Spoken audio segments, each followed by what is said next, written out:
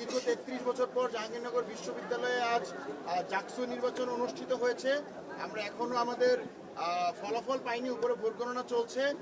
সার্বিক বিষয়াদি নিয়ে আপনারা জানেন ইতিমধ্যে বেশ কয়েকটি প্যানেল যারা জাকসু নির্বাচন প্রত্যাহার করেছে, বর্জন ঘোষণা করেছে।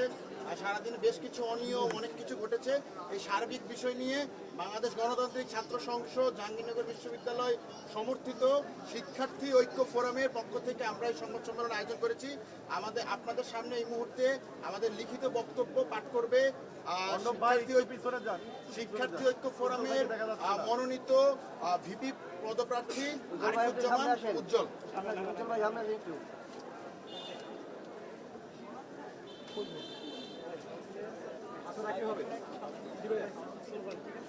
প্রিয় সাংবাদিক বন্ধুগণ, আজ দীর্ঘ 33 বছর পর জাহাঙ্গীরনগর বিশ্ববিদ্যালয়ের শিক্ষার্থীদের বহুল প্রতীক্ষিত জাকসু নির্বাচনের ভোট গ্রহণ অনুষ্ঠিত হয়েছে।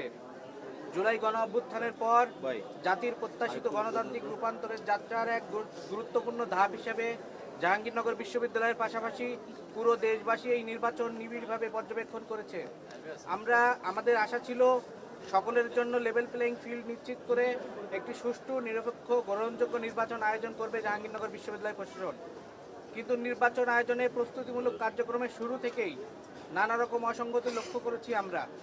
তফসিলে ঘোষিত মনোনয়নপত্র দাখিলের সর্বশেষ তারিখের আগের দিন গভীর রাতে একটি নির্দিষ্ট দলকে সুবিধা দিতে মনোনয়নপত্র দাখিলের সময় বাড়ায় নির্বাচন কমিশন। সে সময় থেকেই নির্বাচন আয়োজনে পর্যাপ্ত প্রস্তুতি নেওয়ার ক্ষেত্রে নির্বাচন কমিশনের ঘাটতি দেখা যায় এবং নির্বাচন আয়োজনে প্রশাসনের সদিচ্ছা নিয়েও প্রশ্ন তৈরি হয়। ভোটার ও প্রার্থীদের চূড়ান্ত তালিকা প্রকাশের বেশ কয়েকদিন পর একটি প্যানেলের ভিপি পদপ্রার্থীর প্রার্থিতা বাতিলের নজিরবিহীন ঘটনা এবং পরবর্তীতে আইনি নানা প্রক্রিয়া নির্বাচন নিয়ে অনিশ্চয়তা তৈরি করে। সেই সাথে ব্যালট পেপার ছাপানো নিয়ে বিভিন্ন বিভ্রান্তিকর বক্তব্য প্রশাসনের ভূমিকাকে প্রশ্নবিদ্ধ করে। ডোপ টেস্টের নিয়ম রাখা হলেও আমরা এখনো জানি না সকল প্রার্থী ডোপ টেস্ট করিয়েছেন কিনা, এবং নির্বাচনের দিন পার হয়ে গেলেও ডোপ টেস্টের ফলাফল এখনো পাওয়া যায়নি। যদি বিজয়ী কোনো প্রার্থীর ডোপ টেস্টের ফলাফল পজিটিভ আসে তাহলে যে জটিলতা তৈরি হবে সে বিষয়ে সুনির্দিষ্ট কোনো উপায় জানায়নি নির্বাচন কমিশন। নির্বাচনের আগের দিন রাতে নির্বাচনী আচরণবিধি লঙ্ঘন করে নির্বাচন কমিশন কার্যালয়ে ছাত্রদলের সাবেক নেতাদের উপস্থিতি নিরপেক্ষ নির্বাচনের ব্যাপারে সন্দেহ তৈরি করে। পুলিশি পাহারা ছাড়া ভোট কেন্দ্রে ব্যালট বাক্স নেওয়ার ঘটনায় ব্যাপারেও কোনো সদুত্তর দিতে পারেনি বিশ্ববিদ্যালয় প্রশাসন। ভোট কেন্দ্রে পোলিং এজেন্ট দেওয়ার জন্য আমাদের বারংবার আবেদনের পরও নির্বাচনের আগের দিন পর্যন্ত এ ব্যাপারে নির্বাচন কমিশন কোনো সুনির্দিষ্ট সিদ্ধান্ত দেয়নি। নির্বাচনের দিন ভোররাত 3টায় ভোট কেন্দ্রে প্রার্থীদের পোলিং এজেন্ট দেওয়ার সিদ্ধান্ত নেয় নির্বাচন কমিশন। এত স্বল্প সময়ের নোটিশে পোলিং এজেন্টের ব্যবস্থা করা সকল প্রার্থীর জন্যই কঠিন কাজ ছিল। এর ফলে নির্দিষ্ট কোনো পক্ষ অতিরিক্ত সুবিধা পেয়েছে বলে আমরা মনে করি। অত্যন্ত বিষয়ের সাথে নির্বাচনের দিন সকালে আমরা লক্ষ্য করেছি যে পোলিং এজেন্ট দেওয়ার সিদ্ধান্ত সকল রিটার্নিং কর্মকর্তাকে জানানো হয়নি, ফলে বেশ কয়েকটি কেন্দ্রে ভোট গ্রহণ শুরু হয় পোলিং এজেন্ট ছাড়া। প্রিয় সাংবাদিক বন্ধুগণ, নির্বাচনী আচরণবিধি অনুযায়ী ভোট গ্রহণের দিন কোনো প্রচারণা চালানো নিষিদ্ধ হলেও অধিকাংশ ভোট কেন্দ্রের ঠিক বাইরে দাঁড়িয়ে লিফলেট বিতরণ ও প্রচারণা চালাতে দেখা যায় ছাত্র শিবির ও ছাত্রদল সমর্থিত প্রার্থীদের। এর প্রতিবাদ করলে সেখানে মব সৃষ্টি করে ছাত্র শিবির কর্মীরা এবং নিষ্ক্রিয় ভূমিকা রাখে হল কর্তৃপক্ষ। ফজিলাতুন্নেছা হল, তাজউদ্দিন আহমেদ হল, শহীদ রফিক জব্বার হল সহ বিভিন্ন ভোট কেন্দ্রে পরিচয় নিশ্চিত না করেই প্রবেশ করেছে ভোটাররা। অধিকাংশ হলে ভোট প্রদান শেষে হাতে দেওয়া হয়নি কোনো অমুসলিমীয় কালি। যেসব জায়গায় দেওয়া হয়েছে সেসব কালিও সহজেই উঠে গেছে। অধিকাংশ ক্ষেত্রেই ভোটার তালিকায় নামের পাশে ভোটারের ছবি ছিল না। কাজী নজরুল ইসলাম হল সংসদের ব্যালট পেপারে 3 জনকে ভোট দেওয়ার জায়গা থাকার কথা থাকলেও 1 জনকে ভোট দেওয়ার জায়গা ছিল, ফলে ব্যালট পেপারে লিখে ভোট দিতে হয়েছে। ভোটার উপস্থিতি তালিকায় টিক দেওয়া হয়েছে কলমের পরিবর্তে পেন্সিল দিয়ে, ফলে একজন ব্যক্তির একাধিকবার ভোট দেওয়ার সুযোগ ছিল এবং কেউ এই সুযোগ গ্রহণ করেছে কিনা সে ব্যাপারে আমরা নিশ্চিত হতে পারছি না। ইতিমধ্যে শহীদ সালাম বরকত হলে একজন ভোটারের ভোট অন্য কেউ আগেই প্রদান করার অভিযোগ পাওয়া গেছে। সেই সাথে যুক্ত হয়েছে কেন্দ্রগুলোতে 10% অতিরিক্ত ব্যালট পেপার দেওয়ার ঘটনা। যদিও নির্বাচন কমিশন প্রতিশ্রুতি দিয়েছিল কেবলমাত্র প্রয়োজন হলেই ভোট কেন্দ্রে অতিরিক্ত ব্যালট পেপার পাঠানো হবে, এসব ঘটনা প্রমাণ করে একটি সুষ্ঠু নির্বাচন আয়োজনের জন্য প্রয়োজনীয় প্রস্তুতির বিন্দুমাত্র নির্বাচন কমিশনের ছিল না। সেই সাথে নারী হলগুলোতে প্রার্থী ও সাংবাদিকদের ঢুকতে না দেওয়ার ঘটনা নির্বাচনের স্বচ্ছতাকে প্রশ্নবিদ্ধ করেছে। নির্বাচনের সময় ছাত্রদল সমর্থিত প্যানেলের প্রার্থীরা আচরণবিধি লঙ্ঘন করে জোরপূর্বক 15 নম্বর ছাত্রী হলের ভোট কেন্দ্রে ঢুকে যায়। সেই সময় সৃষ্ট হট্টগোলের ফলে 1 ঘন্টা ভোট প্রদান বন্ধ থাকে এবং সাংবাদিকদের হল থেকে বের করে দেওয়া হয়। শহীদ তাজউদ্দিন হলের ভোট কেন্দ্রে তারা একই কায়দায় ঢুকতে গেলে হট্টগোলের সৃষ্টি হয়। বিশ্ববিদ্যালয়ের প্রাক্তন শিক্ষার্থী ও বিশ্ববিদ্যালয়ের শাখা ছাত্র শিবিরের সভাপতি নির্বাচনী আচরণবিধি ভঙ্গ করে জাতীয় কবি কাজী নজরুল ইসলাম হলে প্রবেশ করেন। প্রতিটি ভোট কেন্দ্রে নির্বাচনী আচরণবিধি ভঙ্গ করে ভোটারদের লাইনের পাশে দিয়ে দাঁড়িয়ে ছাত্র শিবির সমর্থিত প্যানেলের টোকেন ও লিফলেট বিতরণ করেন তাদের কর্মীরা। ছাত্রী হলগুলোতে লাইন জ্যামিং করে ভোটদানের ধীরগতি এবং ভোট প্রদানের পর লাইনে দাঁড়িয়ে অন্যান্য ভোটারদের প্রভাবিত করার চেষ্টা চালায় ইসলামী ছাত্রী সংস্থার কর্মীরা। সম্মানিত গণমাধ্যম কর্মীবৃন্দ, নির্বাচনের আগের রাতে শিবির ও তাদের নিয়ন্ত্রণাধীন নানা ফেসবুক পেজ থেকে ছাত্র দলের সাথে বাংলাদেশ গণতান্ত্রিক ছাত্র সংসদের আঘাত হয়ে গেছে এবং আমাদের জিএস পদপ্রার্থী আবু তহিদ মোহাম্মদ সিয়াম ছাত্র দলের কাছ থেকে টাকার বিনিময়ে বিক্রি হয়ে গেছে বলে বিভিন্ন গুজব ছড়ানো হয়। সারাদিন ধরে ছাত্রদল ও বামপন্থী সংগঠনগুলোকে জড়িয়ে বাকশাস ও তহিদ সিয়ামকে নিয়ে তাদের এই প্রোপাগান্ডা অব্যাহত থাকে। আগের রাতে নির্বাচন নিয়ে শঙ্কা ছড়ানো ছাত্র শিবিরই এখন নির্বাচন সুষ্ঠু হয়েছে বলে প্রচারণা চালাচ্ছে। এটা প্রমাণ করে এইসব প্রোপাগান্ডা ছিল নির্বাচনকে প্রভাবিত করার অপপ্রয়াস। আমরা সকল পক্ষের মধ্যে সুস্থ ও সহনশীল গণতান্ত্রিক চর্চার পক্ষে এবং এই ধরনের অসৎ রাজনীতির নিন্দা জানাই। প্রিয় সাংবাদিকবৃন্দ, সামগ্রিকভাবে সুষ্ঠু নির্বাচন আয়োজন নিয়ে প্রশাসনের সদিচ্ছা ও প্রস্তুতির অভাব ছিল। মনে হয়েছে অনিচ্ছা সত্ত্বেও নির্বাচন আয়োজন করতে বাধ্য হয়েছে বিশ্ববিদ্যালয় প্রশাসন এবং তাদের এই প্রস্তুতির অভাবের সুবিধা নিয়েছে একটি পক্ষ এবং আরেকটি পক্ষের মধ্যে পেশি শক্তির জোরে নির্বাচনকে প্রভাবিত করার চেষ্টা আমরা দেখেছি। জাহাঙ্গীরনগর বিশ্ববিদ্যালয়ে শিক্ষক ও শিক্ষার্থীদের মধ্যে ক্ষমতার ভারসাম্য আনার জন্য আমরা ডাকসু নির্বাচনের দাবি জানিয়েছিলাম। অতীতে নির্বাচনের তারিখ ও তফসিল ঘোষণার পরও একাধিকবার নির্বাচন আয়োজনের প্রচেষ্টা ব্যর্থ হয়েছে।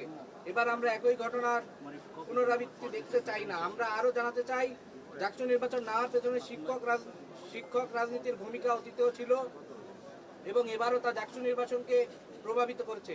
তবে এত প্রতিকূলতা অতিক্রম করেও নির্বাচনে শিক্ষার্থীদের ভোট প্রদান, গণতান্ত্রিক প্রক্রিয়ায় অংশগ্রহণে তাদের আগ্রহের বহিঃপ্রকাশ। অসংখ্য অনিয়ম ও অব্যবস্থাপনা, প্রশাসনের পক্ষপাতদুষ্ট আচরণ এবং প্রস্তাবিত নির্বাচন হওয়ার পরেও জাহাঙ্গীরনগর বিশ্ববিদ্যালয়ের শিক্ষার্থীদের